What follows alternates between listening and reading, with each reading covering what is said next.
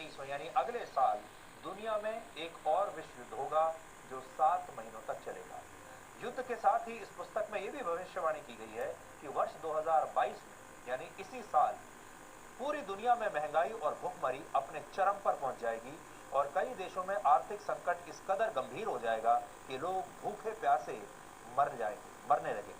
और आज आप देखेंगे तो दुनिया में कई देशों में ऐसे ही हालात या तो बन चुके हैं या बन रहे हैं।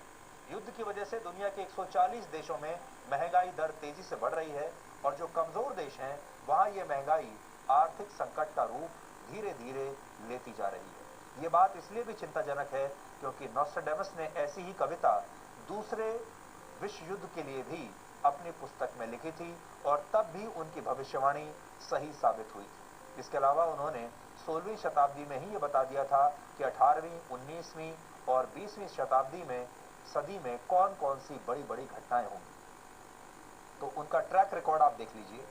जैसे उन्होंने ये भविष्यवाणी पहले ही कर दी थी कि फ्रांस की क्रांति के बाद नेपोलियन बोनापार्ट का उदय होगा। दूसरे विश्व युद्ध के बाद अमेरिका जापान पर परमाणु हमला करेगा, ये भी उन्होंने पहले ही बता दिया था।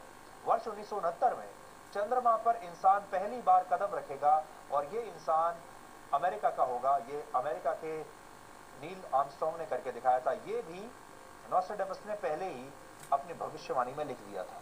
और 11 सितंबर 2001 को अमेरिका के वर्ल्ड ट्रेड सेंटर पर एक बहुत बड़ा आतंकवादी हमला होगा।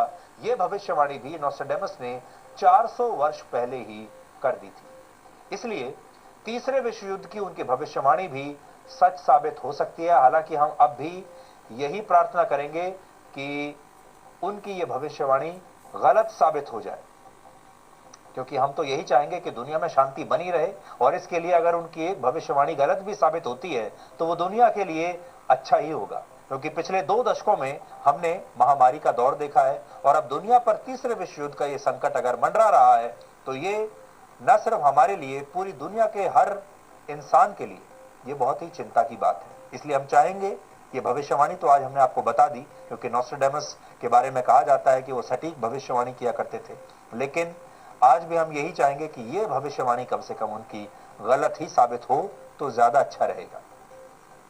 अब आखिर में आज का सवाल, भारत में सबसे लंबे समय तक कैबिनेट मंत्री रहने वाले नेता का नाम